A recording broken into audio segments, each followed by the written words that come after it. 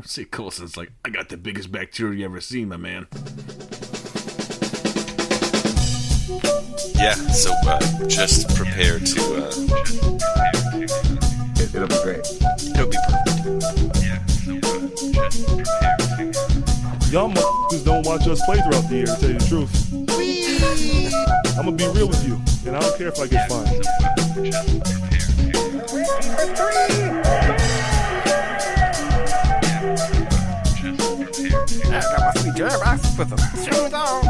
That train is off the track. I feel like you can't just like jump through Neptune and be okay. Just prepare to... What the show needs is more dogs and bears and chickens and stuff.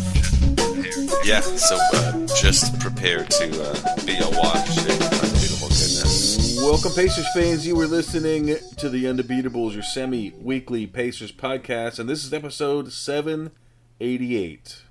Coming to you from Indianapolis, Indiana. I'm your host, Joey Gaffrida, the man behind the dials. This show, we're going to discuss the injury situation for the team, expectations we have, 5-man lineups, and we got a stat of the week for you.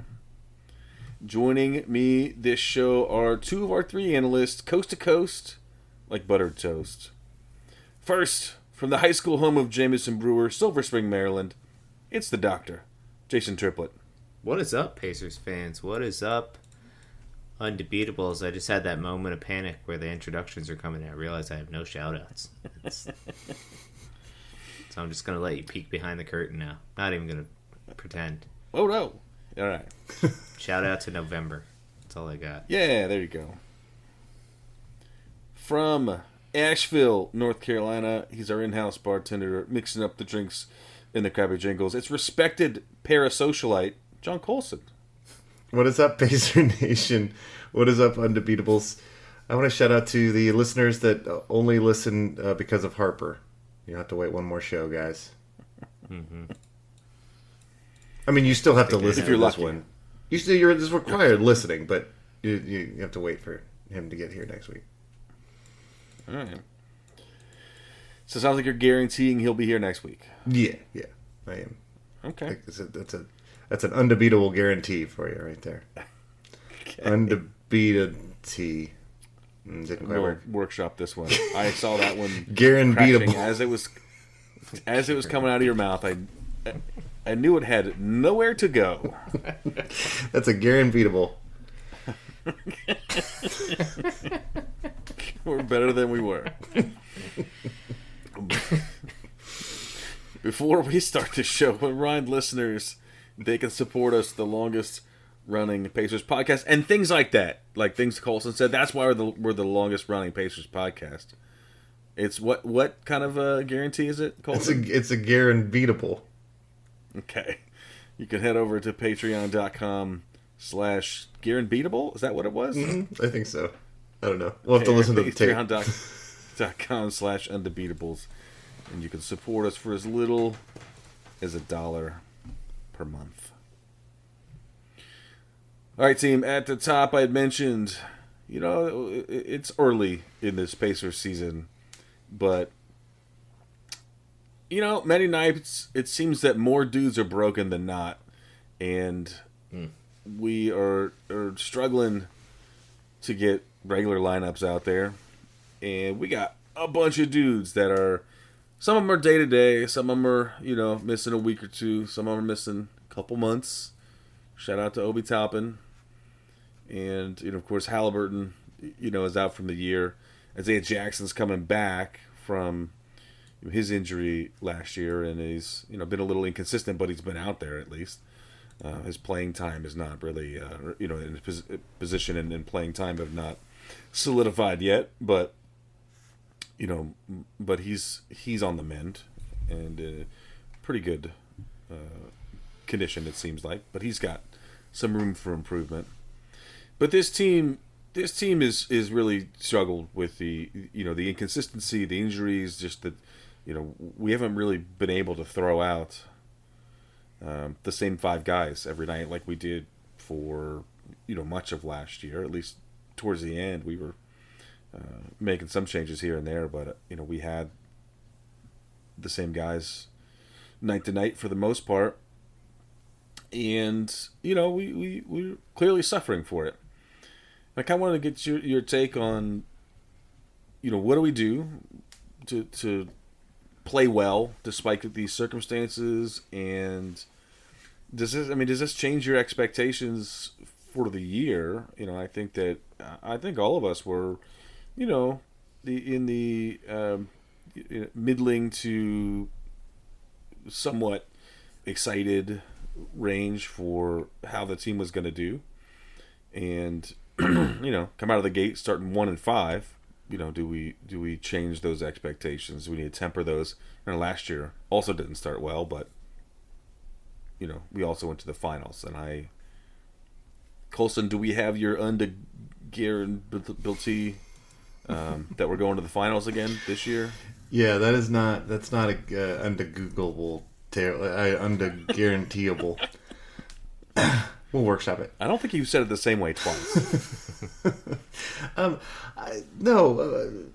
You're right, Joe. We all kind of. I think you and I were the most optimistic. Maybe Harper and Jason were a little more tempered with their expectations, but we all picked the over on Vegas, which was like 36.5 or something. And I really thought with the experience the team had from last year, that just sort of, we know how to win tough games. We know how to play playoff level defense. We're really well coached and we're cohesive. It's the guys coming back that were here last year. And I didn't expect a huge drop off. Of course, you're missing Halliburton, your best player. And you've got to figure some stuff out at center. I expected us to stay competitive.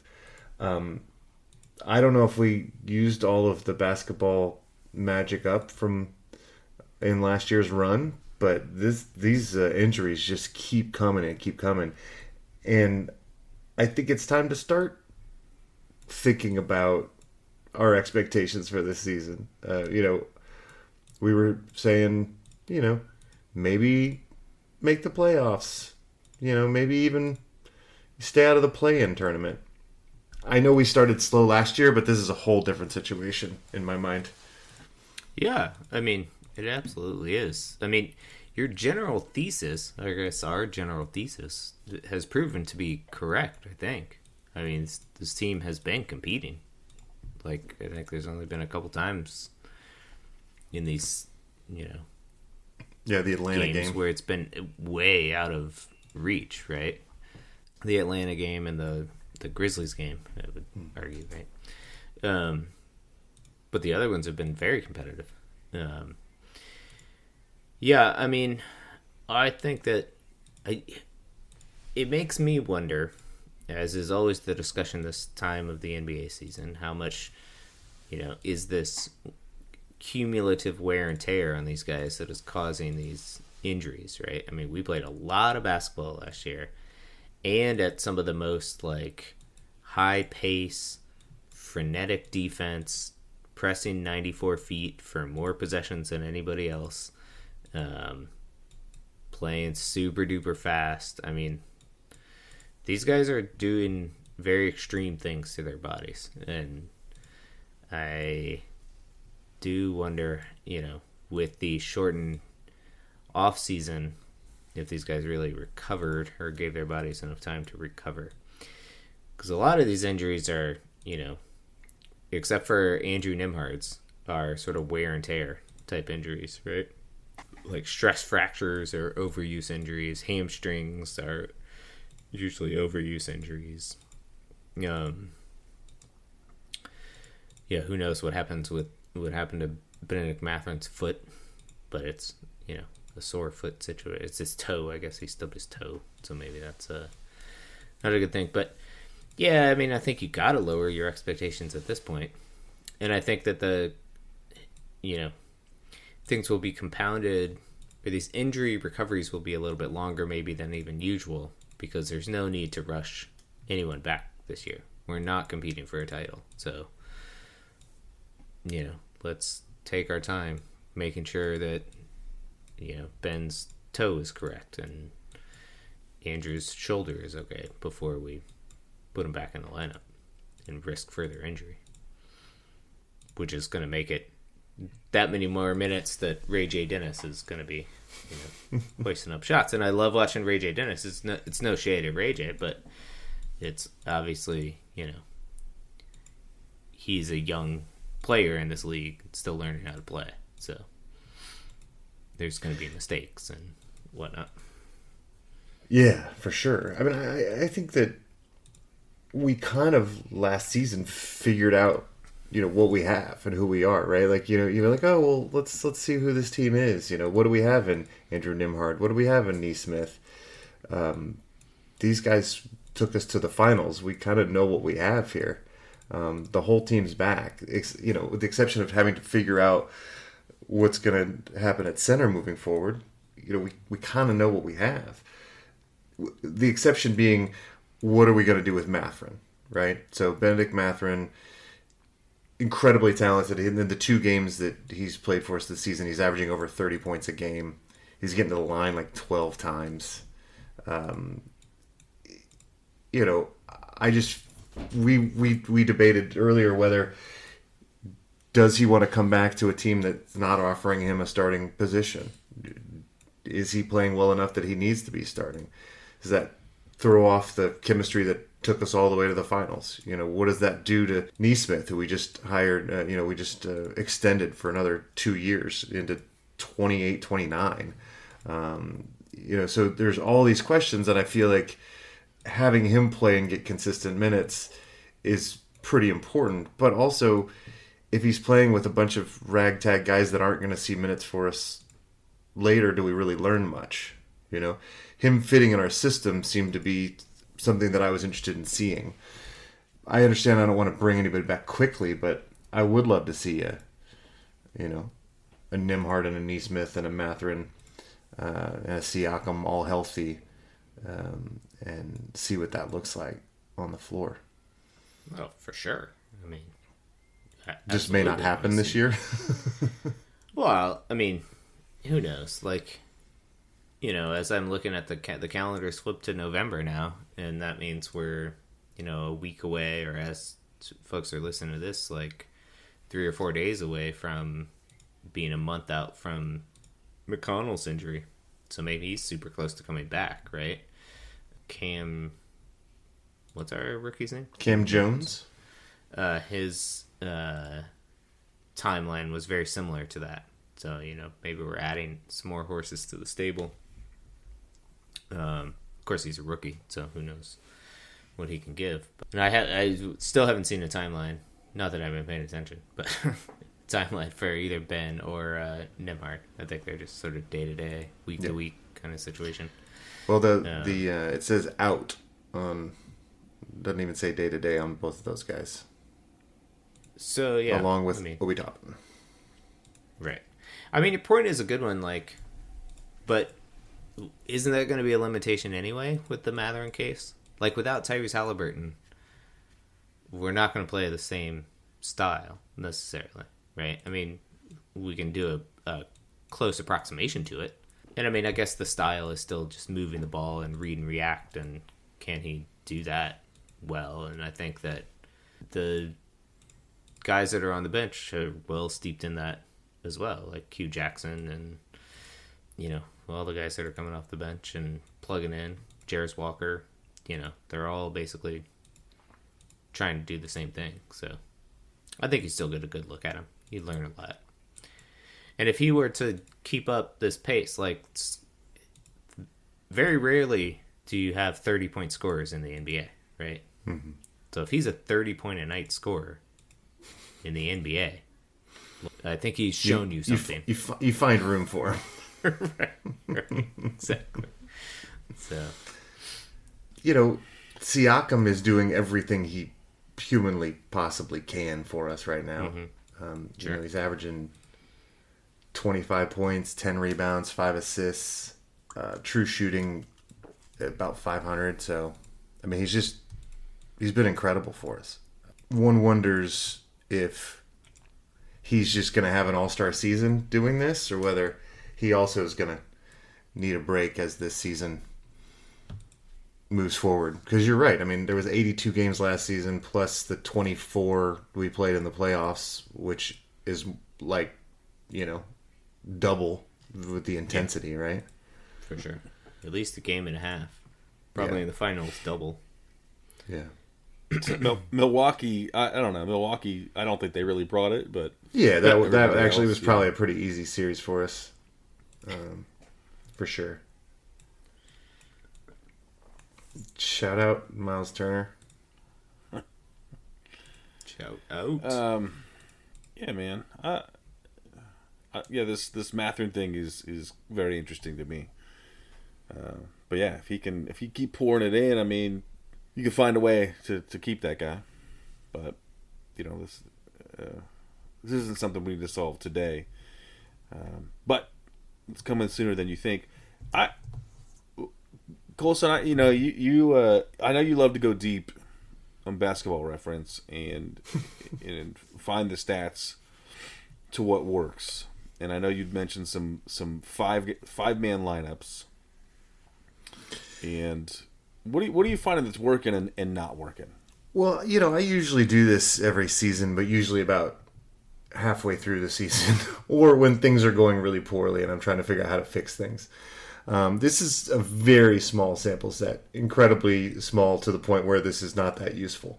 But what I found useful about it is that none of the lineups that are in the positive are able to be played. So, Neesmith, Shepard, Toppin, Walker, Wiseman was a pretty decent lineup for us in 4 minutes, but still. The Tony Bradley, Ray J. Dennis, Neesmith, Siakam, Walker lineup is still possible. That was a plus 25 in 9 minutes of play, so maybe we should look at that one a little bit more. But then you've got a Matherin, Shepard, Siakam, Toppin lineup. Again, none of those guys are available at this point. So just putting a team on the floor of guys that are working together well is impossible because they keep going down with injury. The exception being we did stumble upon something in that game against Golden State. Quentin Jackson, a.k.a. Whiplash, Neesmith, Jarris Walker, Siakam, and Isaiah Jackson is in 25 minutes, which is a decent sample set for what we've got going on this season, where we can't get a regular 5-man route together. They're plus 56. They're plus 9 on rebounds. They're plus 17 on assists, plus 7 in steals. And we don't block shots anymore, so as a team, because there's no Miles Turner, so we're losing that battle. But in general, if we can keep those guys healthy, at least we've got a lineup to start to start with, and that was the starting lineup and got the most minutes. So I guess go back to that well. I mean, I think for the foreseeable future, yeah, that's going to be the starting lineup. That they certainly seem to make a lot of sense. I think Quentin Jackson at that point makes a lot more sense than Ben Shepherd. I mean, obviously you take a step back on the defensive end, but the way that this team is playing, sort of scrappy, hands all over the place, frenetic defense. I don't know. You still got Aaron Neesmith out there to be your best one-on-one defender and try to put the clamps on, wings and whatnot. Yeah, that same lineup with Shepard at the point is in 11 minutes is a negative 29 in point differential. So that's not great. Yeah, that kind of tracks. Yeah, Shep's kind of had a tough start to the season. Again, we're asking him to play out of position for sure, but and he was kind of coming off an injury, right? He was injured all preseason. Yeah.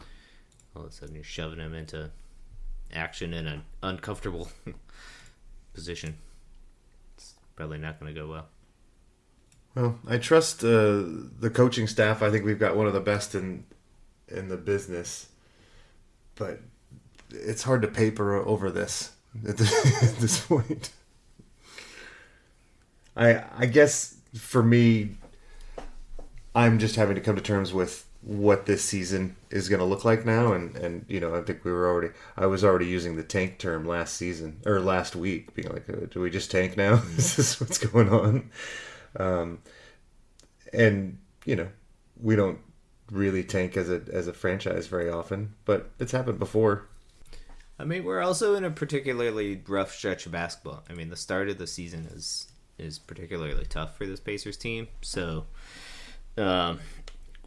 doubly unfortunate time to get this rash of injuries. I think for me, what I want to keep an eye on over the next few weeks is just generally what are the vibes around the team? Like, even if this losing continues, like, are they able to maintain that spirit of pulling for one another and, you know, not giving up and whatnot, which has totally been there so far. I mean, the way that the team reacted in after the Golden State game when Jackson hit the I mean, everybody was super excited for that guy, for him to be the hero, and really any of these guys as they're stepping in. You know, you see Tyrese over there in his as Quinn Buckner likes to call it, professorial outfits, like cheering everybody on. It's just great to see, you know, that they're pulling for one another. And so I think that sort of attitude and culture is another way to put it around this team, is something that if we're able to maintain anything going through this season, that is the one thing I want us to maintain, because that is a culture of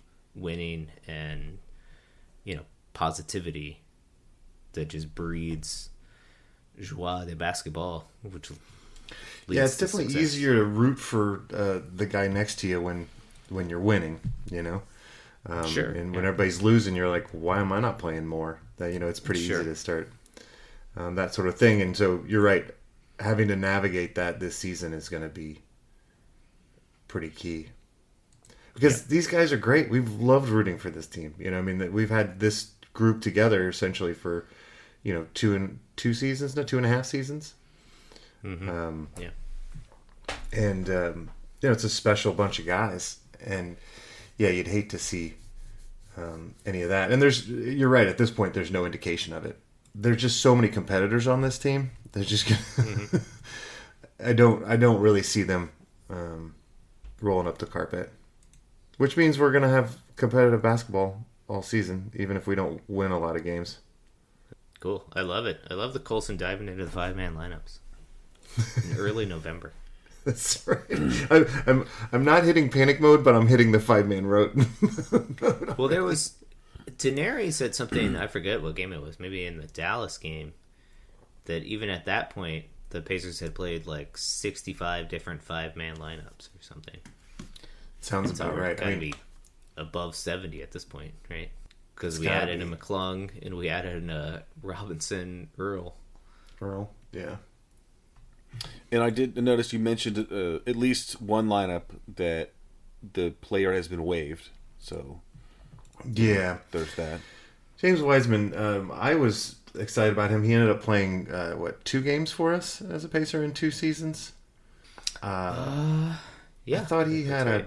a ton of potential. I mean, you know, he was the number 1 pick, but he seemed to lack the trust of the coaching staff, and it might be because it didn't really feel like he was fighting for rebounds or on the defensive end. I'm not sure he gets it. 2 games. What we're trying to do. A total of 25 minutes. Total of 10 points. Yeah, 5 rebounds. that's too bad. He played 2 games? Yeah, Yep. because he injured got himself in injured the first game 5 last minutes season. into game 1 last year. Yeah. He had already scored 6 points in that game, Yeah, Yeah. though. His per 36 or whatever were off the charts. And then he played 1 game this year. Played 20 minutes, and then was DNP CD the next game, and then waived. So yeah. Did he? What, Perfect. I feel like he had like 2 rebounds when he played 20 minutes or something. I was just like, all right, come on, He man. had 4. He had 4. You're real tall. Can you just accidentally grab a couple more for me? He had 4 rebounds and 3 turnovers. You know. You said that about Miles Turner for years, and it didn't stop you from liking him. I didn't say I dislike James Wiseman. I'm sad that it's not gonna be, because in the play center by committee, hopefully one guy emerges. He was one of the candidates. I was rooting for that, but Isn't the idea behind the committee is that nobody emerges and everybody chips in? yeah, I suppose that's by committee. But ideally somebody emerges to at least lead the committee, To chair the committee. chair the committee. That's right. To be HR of the committee. I don't know. Yeah. Somebody's got to set Nope, the not that agenda. one. Send out the reminder emails, the Zoom links. That's right. Make sure people show up to the meeting. Follow Who's in Robert's charge, rules and charge of the orders, phone tree? order and whatnot. Yeah. Order of business. Who's taking notes? Yeah. So James Wiseman, do we count that as he had 2 cups of coffee with the team, or did he have? Well, he didn't leave and come back. He was always on the team. All right. Well, because he didn't sign with another team, he was off the team last year, and then re-signed. So Okay, I thought he was just doing rehab case in to our. be adjudicated by the Colson's top 25 rules analysts. I will say I think it's a cup and a half of coffee, and I'm not saying that he left and came back. I think this is he didn't go to another team. He had like a coffee and a cruller. He had enough time for a pastry. That's You know what? Maybe he did a French press, so he had a couple cups in there, but it was like single. Sure. He just put it on the table. he got his free refill. I don't know. Where do you go when there's free refills? You want to come to my bar? I'll give you free refill and coffee. Okay. All right. That's Within reason. I mean, okay. Don't take advantage that's where of they it. get you. No, that's where they get you because I'm trying to take advantage. That's why I'm there. if you have like 3 or 4 cups of coffee, I'm gonna charge you double. But if you want 2 to 3, that's fine. What do you got? You got the drip coffee. What do you got? Yeah. You just got a pot of coffee. Yeah, I'm not going to give you a free refill of a freaking latte, man. What's wrong with you? Well, that's what I'm looking for. You're right. You can't go to that coffee shop. That doesn't exist. Nobody has what I want. I don't get it. Maybe we get you an espresso machine for your birthday or something. We have one. Okay. I'm just lazy. Hey, I don't know if you have any more thoughts about the team, but I've got a stat of the week. Unless you've got any closing arguments for this team. I've got a Ray J. Dennis, Neesmith, Walker, Siakam, Tony Bradley lineup. So keep that in mind. Okay, I'm glad that you have that lineup. All right, guys. I'm moving on from this conversation. Jason, this one's right up your alley. You may know about this already. Knowing you, it's in the realm of biology, and it is my stat of the week. Joey, stat of the week. And Colson, I know what you're thinking. Every time we talk about bacteria, you're always like, "Oh, bacteria are so tiny," and you're always clowning on them for being so small. Sure. But I think you might be in trouble because there's bacteria now that they've found that are around a centimeter long. They're visible easily to the human eye, and they're 5,000 times larger than normal sort of garden variety, fun-sized garden variety bacteria, and 50 times what was considered giant. And the article says, in human terms, this is akin to coming across a person as tall as Mount Everest. Oh, Wow. So in the French Caribbean, in the Victor mangroves, Wembanyama. it's the Victor Wembanyama of bacteria. bacteria. Why don't we start calling him Yeah. Bacteria? Speaking of nicknames. We'll use the Latin name for whatever this. Yes. Or the French word for bacteria. Oh, Okay. bacteria. But this is from Bacteria. the University of Antilles. Discovered the prokaryotes in 2009. But yeah, they're so big, I don't think they realized, at first that it was just a single bacteria. But they're freaking huge! Well, I'm terrified. Is this something that I can get? Do I need to worry about this? You mean Is like- this... Oh, like that you're going to make you sick? I don't think so. Okay. If this makes you feel better, about 75% of the cell volume is a sack of stored nitrate. Does that help or hurt you? I think it sounds scarier when you say sack. Okay. That's what I'm saying. That's what I was. Yeah. Oh, what's the full name of this thing? It's Thiomargarita. Oh yeah, there it is. With salt. Let's see. Yeah, Candidus? with salt. Theo Margarita Magnifica. The magnificent margarita. Yes, that's what it means. But it's freaking huge. Yeah. So how did this paper came out in 2022? How did it come across your desk? So I read Ars Technica, and boy, I probably tagged that thing for reading later, and just got around to it. Okay, cool. Fair enough. So Good to know. You're Yeah. keeping up to date on your bacteria, huh? well, I think I try to stay within 3 to 4 years, of the bacteria news. So After that, it's just out of date. I'm right in the pocket, for what's going on in that space. Did you know that we played a Highly lineup polyploid with cell. Tony Bradley, James Wiseman, and Jay Huff all on the floor at the same time? Does that make any They were? sense? In one of the 2 games that Wiseman played The only game he played. this And year. Jarris Walker, I guess, was the 2 guard in that situation. Wow. Oh, the man-child.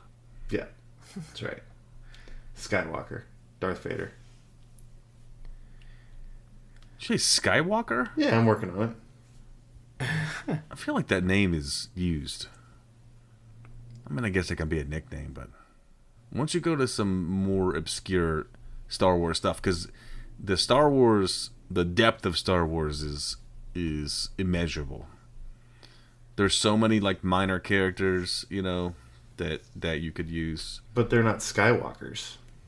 I mean, there's several Skywalkers as well. That's true.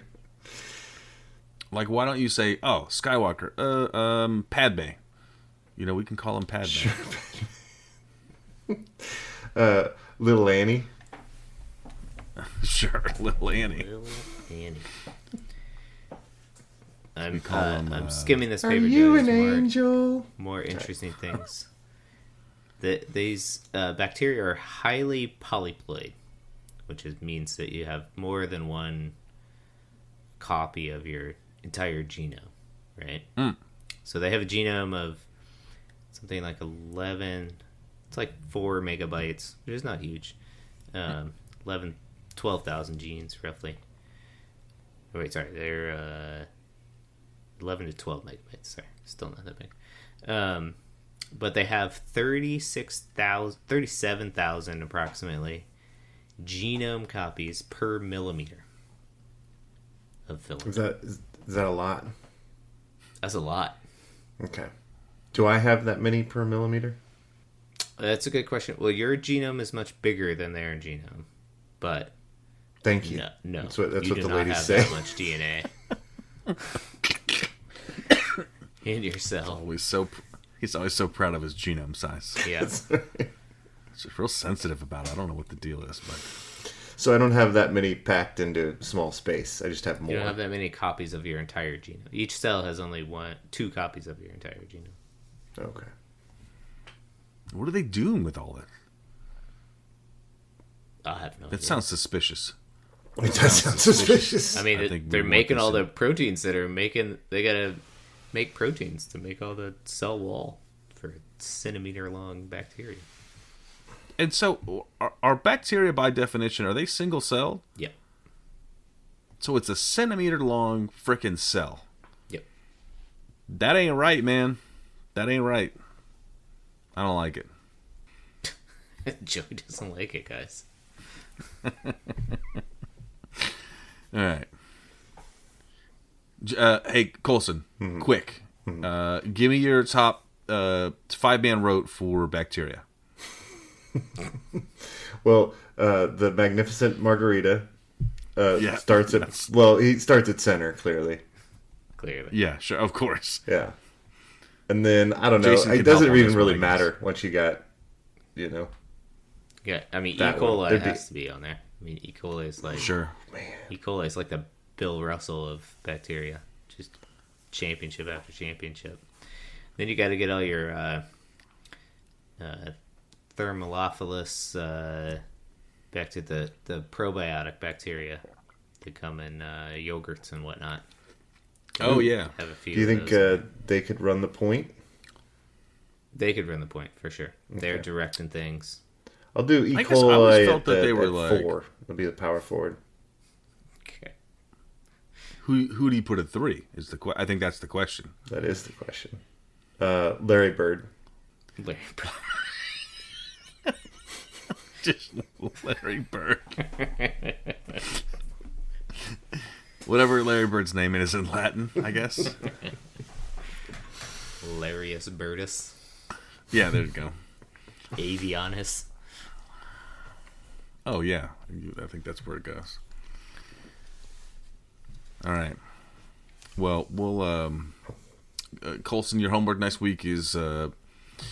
just dig into bacteriareference.com and I want to see your best 5 bacteria rotes for next week. Okay. Also invent bacteriareference.com and then use it for your research. I'm bad at homework, Joe. Okay. And then put that on our Wikipedia page. And then... Money. Question mark, question mark. Question. Then learn how to learn what Twitter is, and then put the tweet out there, and then Sure. and then we'll be we'll be on vacation there on out because we're gonna be rich, and I'm tell you what, I'm going to the French Caribbean To go hang see out one with of them. these big old bacteria in person. They're about they're about big enough to take a punch at this point. You Just shake saying. their hand. Good. All right, team. Well, I think at this point we've officially gone off the rails, so that means we got to get out of here. Until The next time, second show of the season, we're already going off the rails. That's longer than I thought it would take us. Yeah, partially because Harper's not here because he's That's true. The he's like enforcer's not here to keep us- he's the rule follower, Yeah. Until next time, you can find us on Twitter. We are at Undebeatables. We're on Facebook.com/TheUndebeatables. Our website is TheUndebeatables.com. There's also a contact form there. You can use that to send us a message. An email. Shout out at TheUndebeatables.com. And over at the website /store for merch. For the Bristol Herald Courier. Turn out the lights. The party's over. You know what you did. Catch Catching strays for no reason. I mean, a little reason, but not much of a reason. But It's not that bad. probably not warranted. No. It's never warranted. I'll start a beef with it, whoever. Yeah. Just bring it. Bring it on. Come on. Normally, you want to start a beef Suck with it, somebody. Bristol. Harold Courier. Settle on one name for your, Yeah, what's up with that? for your journalistic. Be the output. Herald or be the Courier. Yeah. They're just waffling. Also, just get AI to write your articles just like everybody else does. Don't Why you have ask, to come to don't me? ask for that. You want more of that? It's I the see it's, stuff. yeah. I see stuff. Sometimes I'm reading just random stuff on the internet, and I'm like, this says nothing. It says nothing, and I shut the tab, and I use an ad blocker. I want no one to get. I don't want to fund your GPTs, Colson. How are we supposed to get rich if you're not funding my GPTs? We just went over this. Oh, with the bacteria thing? I don't know. Who's going to use the bacteria thing? Oh, that would be huge. And is there going to be a paywall to that? How are we making money? No, don't put more science behind a paywall. Like, let the researchers use it. Science is for everyone. Is the NIH still around? Technically, yes. Okay. Well, we'll sell it to them. Okay. We keep it on lockdown until they come up with the big bucks. So they back up the Brinks truck. Gotta have that bacteria reference.